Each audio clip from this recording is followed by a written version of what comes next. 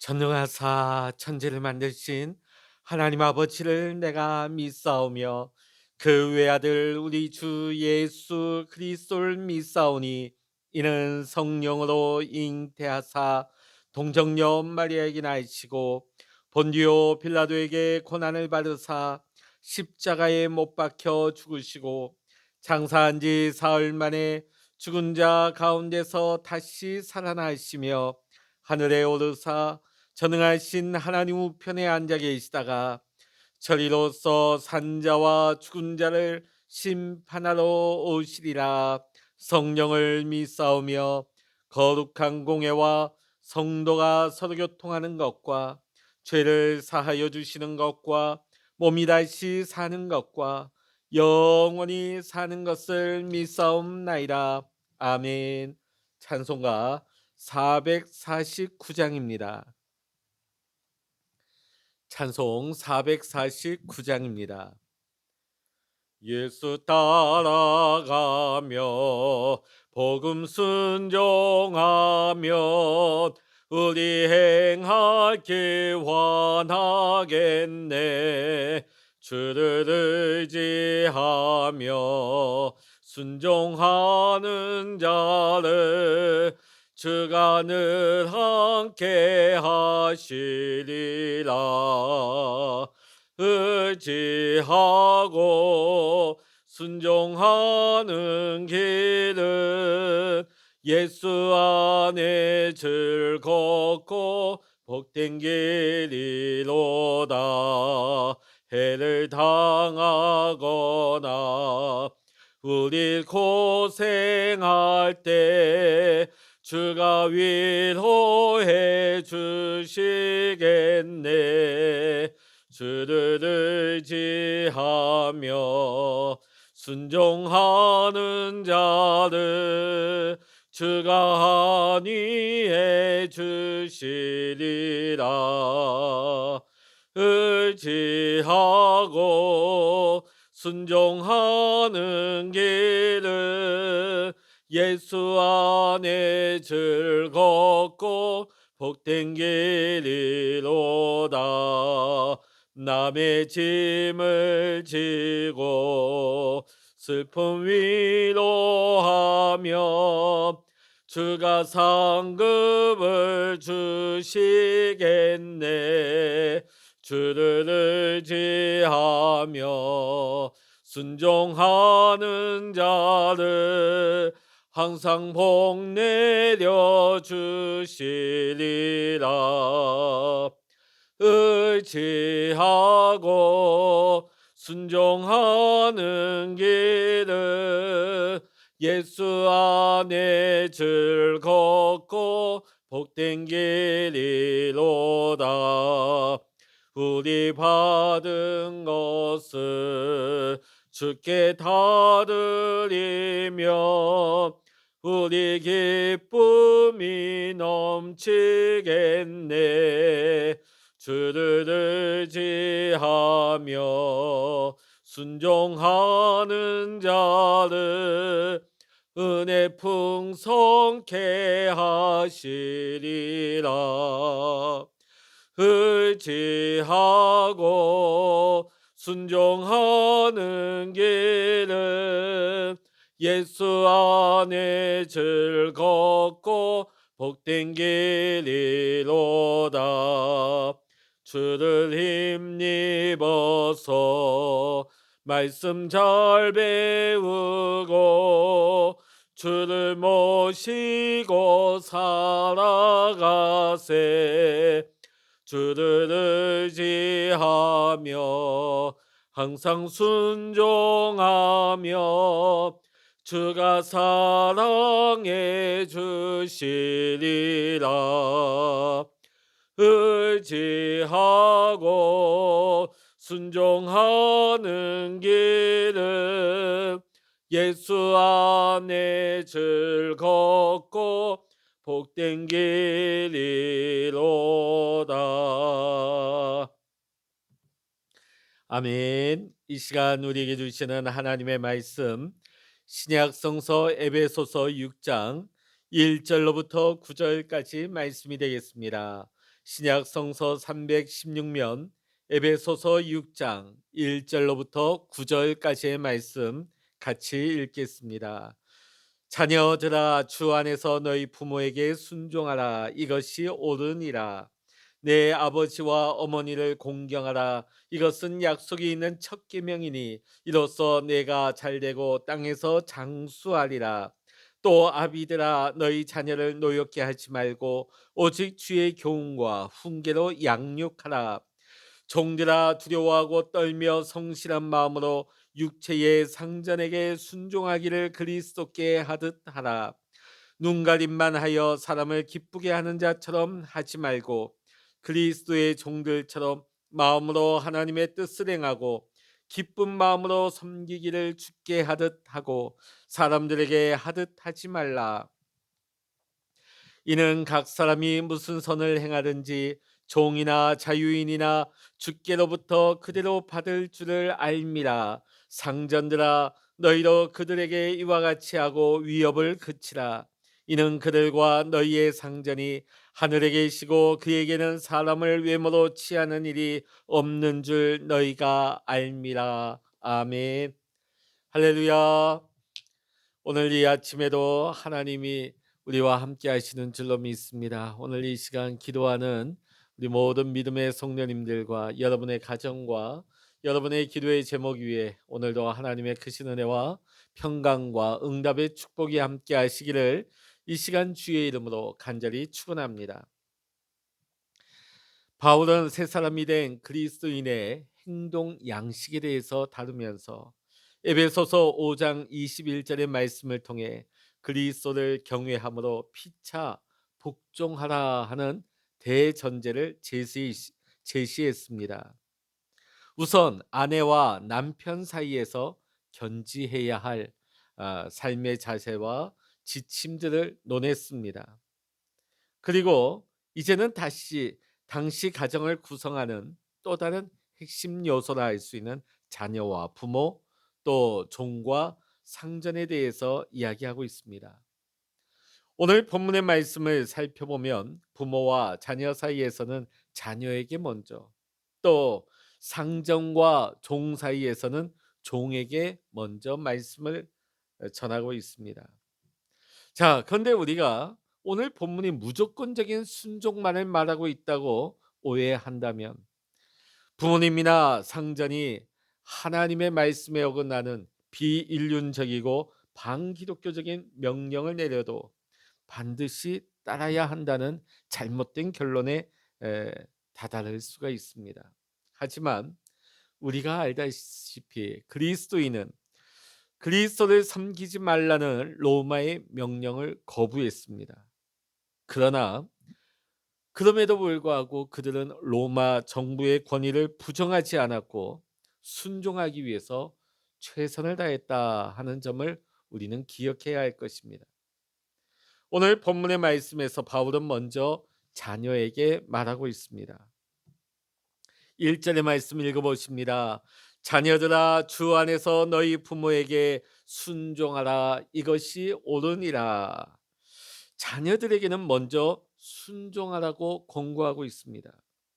여기서 말하는 자녀는 결혼하지 않은 부모의 후견 아래에 있는 자녀들, 미성년자를 말하는 것입니다. 여기에서 말하는 순종은 앞에서 말한 복종과 유사한 형태를 띠고 있는 단어입니다. 그리스도가 하나님의 말씀을 들으신 대로 행하셨듯이 부모에게 역시 그렇게 하라는 의미의 말씀입니다. 하지만 여기에는 조건이 있습니다. 바로 주 안에서입니다. 주 안에서. 부모의 말에 맹목적으로 순응하라는 말이 아니라 주님 안에서 순종해야 한다는 것입니다. 주님 안에서 순종하는 것이 옳다고 말하고 있습니다. 그리스도인에게 옳음이란 우선적으로 주님을 기쁘시게 하는 것입니다. 옳고 그름의 기준은 예수님을 기쁘게 하느냐로 정해지는 것입니다. 2절의 말씀 읽어보십니다. 내 아버지와 어머니를 공경하라. 이것은 약속이 있는 첫 계명이니. 여기에서 공경이라는 말은 합당한 가치를 합당한 사람에게 드린다는 뜻을 가지고 있습니다. 어린 나이에 우리가 부모님께 순종했다면 성년이 되어서도 부모님께 합당한 존경을 드리며 또 노년에 부모님에게 재정 공급을 한다 하는 의미까지 가지고 있습니다. 신명기 5장 16절의 말씀 보면 내 부모를 공경하라 이 명령에는 여호와가 내게 준 땅에서 내 생명이 길고 복을 누리리라 하는 약속이 붙습니다. 자, 바울은 신명기 말씀을 통하여서 3절에 보면 이로써 내가 잘되고 땅에서 장수하리라. 우리가 부모님을 공경할 때에 우리가 하나님께서 주신 약속이 있습니다. 이 땅에서 잘되고 장수의 복을 받게 된다. 자, 그런데 이것은 단지 땅에서 누리는 눈에 보이는 물리적인 복뿐만이 아니라 신령한 복으로까지 그 범위가 확장되는 것입니다. 부모를 공경하는 가정은 평안하길 마련입니다. 그리고 그러한 가정이 많아질수록 이 사회는 평안하고 안정적인 사회가 되는 것입니다. 4절의 말씀 읽어보십니다. 또 아비들아 너희 자녀를 노엽게 하지 말고 오직 주의 교훈과 훈계로 양육하라. 이제는 아버지에게 말하고 있습니다. 부모의 대표로서 아버지를 말한 것으로 보입니다. 당시 사회에서 가정의 아버지는 절대적인 권위를 행사했습니다. 심지어 중동 지역에서는 이 가정의 아버지가 아이를 사형에 처할 권리까지 있었다고 합니다. 오늘날에도 보면 이슬람 사회에 보면 명예살인이 있습니다. 딸이 만약에 어떤 외간 남자와 간음을 했을 경우에는 아버지가 딸을 죽이는 그런 일들도 일어나고 있는데 당시 중동 지역의 가정에서 아버지는 그 정도로 절대적이었습니다. 자녀의 생사 여탈권을 가지고 있는 아버지를 향하여서 오늘 바울은 뭐라고 말하고 있습니까? 자녀를 노엽게 하지 말라. 자녀를 노하게 하지 말란 말씀은 굉장한 어떻게 보면 충격적인 말씀일 수도 있습니다. 사실 우리가 가정에서 부모님과 자녀가 갈등하게 되는 가장 큰 이유 중에 하나는 부모가 어린 자녀에게 자유를 주지 못하기 때문 이유가 많습니다. 물론 성장기에 있는 자녀들에게 적절한 통제도 필요하고 부모님의 합리적인 부모로서의 인도도 필요합니다. 그런데 그것이 너무나 지나쳐서 자유를 박탈하는 수준까지 나가게 되면 자녀를 옥죄게 되어 있습니다. 그러면 부모와 자식 간의 관계가 파탄에 이르게 되는 것입니다. 그런데 부모님이 자녀에게 자유를 주지 않는 또한 그 자유를 주지 못하는 이유를 한번 살펴보면 자녀를 자신의 소유물로 여기는 경우가 많습니다. 내 아들, 내 딸, 내 것. 그리고 부모의 자신의 역할을 너무나 지나치게 크게 확대하고 해석하는 경우가 많이 있습니다. 만일 부모가 부족할지라도 자신을 사랑하고 이해해 주며 격려하고 최선을 다하는 부모라고 한다면 어느 자식이 그 부모를 부정한단 말입니까? 그런데 부모가 위선적인 모습을 보이면서 자신도 하지 못하는 일들을 자녀에게 강요할 때 자녀는 분노할 수밖에 없습니다. 여러분, 부모 자신은 하나님이 아닙니다. 하나님이 결코 아닙니다. 오늘 부모는 믿음 안에서 끊임없이 하나님을 자녀들에게 가리켜야 합니다. 스라의 자녀들을 하나님께로 인도하는 일이 부모로서의 가장 큰 과업이라는 사실을 우리는 명심해야 하는 것입니다. 자녀를 나와 동등한 인격체로 또 자녀가 믿음의 능력을 가진 주체임을 우리가 인정하고 자녀의 인격과 행동을 우리가 존중한다면 자녀가 부모에게 분노할 일은 없을 것입니다. 물론 우리가 자녀를 키우다 보면 이것이 말처럼 결코 쉽지 않다는 것을 우리는 알게 되어집니다. 하지만 자녀와의 관계 속에서 자녀는 하나님께서 우리 부모에게 평생 기도하면서 키우라고 주신 하나님의 선물입니다. 쉽지 않기 때문에 기도해야 됩니다. 결코 이 일이 만만치 않기 때문에 우리는 기도로서 자녀를 대해야 하는 것입니다. 자녀와의 관계 속에서도 그리스도의 사랑을 우리가 나타내기 위해서 늘 몸부림치며 우리가 애쓰는 일이 우리 믿음의 부모의 본분이 되어야 하는 것입니다. 5절의 말씀 읽어보십니다. 종들아 두려워하고 떨며 성실한 마음으로 육체의 상전에게 순종하기를 그리스도께 하듯 하라. 당시 사도 바울 당시의 사회에서 굉장히 부유한 귀족들은 수백 명의 노예를 거느리기도 했습니다. 자, 그런데 일반적인 백성들의 가정에도 일반 서민의 가정에도 가사를 돕는 노예 한둘 정도는 있었다는 것입니다. 자, 그러니까 가정 안에는 부부 관계도 있고요. 부모와 자녀의 관계도 있고 그 가정 안에는 종도 포함이 되는 것입니다. 자, 그런데 바울은 이상하게도 그리스도 안에서 복음 안에서 상전들과 동등한 지위를 누리게 된 종들에게 상전을 두려워하고 떨라고 말씀하고 있습니다. 자, 바울이 왜 이런 말을 했을까요? 이 말은 상전을 육체적으로 두려워하라는 뜻이 아닙니다. 상전을 대할 때 마치 그리스도를 대하듯이 깊은 존중과 두려움의 마음을 가지고 대하라는 것이에요. 왜 두려워할까요? 왜 상전 앞에 떨릴까요? 하나님을 대면하듯이 하나님을 의식하기 때문에 함부로 말하거나 함부로 행동하거나 함부로 처신하지 못하는 것입니다. 하나님을 의식함으로 말미암아 나타나는 경외함과 떨림. 우리가 누구를 대하든지 간에 기본적으로 하나님의 자녀, 믿음의 성도들이 지녀야 할 삶의 태도가 되어야 하는 것입니다. 왜냐하면 상대방이 누구이든지 간에 그 사람은 하나님의 형상을 담고 있는 하나님을 닮은 존재이기 때문입니다. 따라서 육체의 상전에게 있어서도 우리가 그리스도에게 대하듯 성실과 정성을 다해야 하는 것입니다.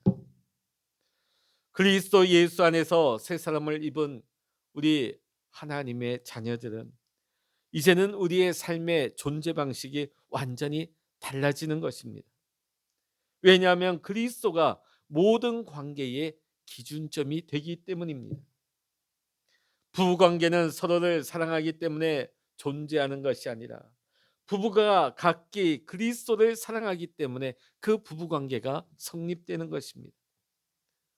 부모와 자녀 관계 역시 혈연 관계 때문에만 존재하는 것이 아니라 그리스도가 생명을 주시는 관계로 허락하셨기 때문에 부모와 자식이 존재하는 것입니다. 종과 상전의 관계 역시 사회 경제적인 조건 때문에 존재하는 것이 아니라 그리스도께서 우리가 생명을 유지하는 공생의 관계로 묶어 주셨기 때문에 우리가 그 관계 맺음을 할 수가 있는 것입니다. 우리는 가정과 사회가 구성되는 원리를 남녀의 사랑, 또 핏줄, 경제적인 관계로만 이해해서는 안 될 것입니다. 이 모든 기준들은 마땅히 예수 그리스도가 되어야 하는 것입니다. 우리의 삶의 행동 원칙은 그리스도께서 하셨듯이 또 그리스도께 하듯이로 정리되어야 하는 것입니다. 이러한 근본적인 우리의 삶의 의식과 행동의 전환이 이루어진 자가 바로 하나님의 자녀인 것입니다. 이러한 사람이 하나님 안에서 새 사람 된 그리스도인인 것입니다. 그러기에 우리 그리스도인들은 어떤 상황에서든지 그리스도를 늘 앞에 두고 살아가는 것입니다. 따라서 우리는 어떤 사람을 대하든지 우리가 그리스도에게 하듯 하는 것이고, 어떤 일을 하든지 간에 그리스도께 하듯이 그 일을 감당해야 하는 것입니다. 오늘 본문의 말씀에서 바울은 종이나 자유인이나 남자나 여자나 질적인 차이가 없다고 단언하고 있습니다. 따라서 이제 우리 모든 그리스도인이 선을 행해야 되는 이유는, 내가 이런 일을 하면 상대방이 이러한 대가를, 보상을 내게 주겠지 하는 그런 기대 때문에 상대방을 잘 대해주는 것이 아닙니다. 내게 상을 주시는 분이 하나님이 되시고, 나의 진정한 상자는 하나님이시라는 사실을 우리가 알고 믿기 때문에 오늘 누구에게든지 우리는 선을 행하는 것입니다. 이제 우리 그리스도인들의 모든 행동과 사고의 기준은 내가 아니라 그리스도가 되어야 합니다. 그래서 이제는 나의 유익이 아닌 다른 사람의 유익, 그리스도의 유익을 중심으로 생각하고 행동해야 하는 것입니다. 그리스도가 만유이시며 만유 안에 우리 그리스도가 계십니다. 우리는 이 사실을 항상 염두에 두고 살아가야 합니다. 그러기에 누구를 만나고 우리가 어떤 일을 하고 내가 어떤 감정 상태에 있든지 간에 우리가 항상 예수 그리스도 안에 있음을 인식하면서 예수 그리스도를 본받아 바른 길을 선택하는 삶이 우리가 진리로 예배하는 삶이 되는 것입니다. 이렇게 우리가 그리스도를 우리의 삶의 모퉁이돌을 삼는 삶을 살아갈 때 영과 진리로 예배하는 삶을 살아가는 것입니다. 사랑하는 성도 여러분, 오늘 이 하루의 삶도 영과 진리로 하나님께 예배하는 삶을 살아가시는 우리 모든 믿음의 성도님들 다 되시기를 주의 이름으로 간절히 축원합니다. 누구를 만나든지 간에 어떤 일을 하든지 간에 어떤 상황 가운데서도 우리가 그리스도 앞에서 행동하고 기준을 세우고 모든 사람을 대할 때 그리스도를 대면하듯 대할 수 있는 우리 믿음의 성도님들 다 되시기를 이 시간 주의 이름으로 간절히 축원합니다. 기도하시겠습니다. 할렐루야. 하나님 아버지, 우리가 그리스도인으로서 예수 그리스도를 우리의 삶의 모퉁이돌로 삼고 살아가기를 원합니다. 우리가 모든 관계 가운데서 그리스도께 하듯이, 그리고 그리스도께서 나를 대하셨듯이 행할 수 있는 예배의 삶이 되게 하여 주시옵소서. 언제나 그리스도를 의식하고 본받고 영과 진리로 예배하는 삶을 살아갈 수 있는 우리 모든 믿음의 성도님들 다 되게 하여 주시옵소서. 모든 감사와 영광을 주님께 올려드리며 우리 주 예수 그리스도의 이름으로 간절히 기도하옵나이다. 아멘. 찬양하라 내 영혼아, 찬양하라 내 영혼아, 내 속에 있는 것들아 다 찬양하라.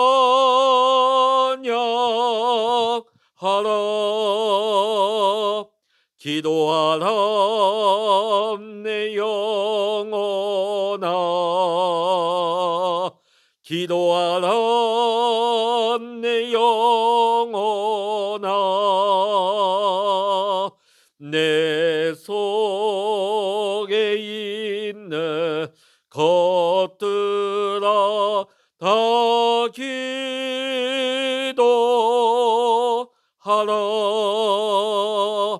주여 일창으로 합심하여 기도하십니다. 주여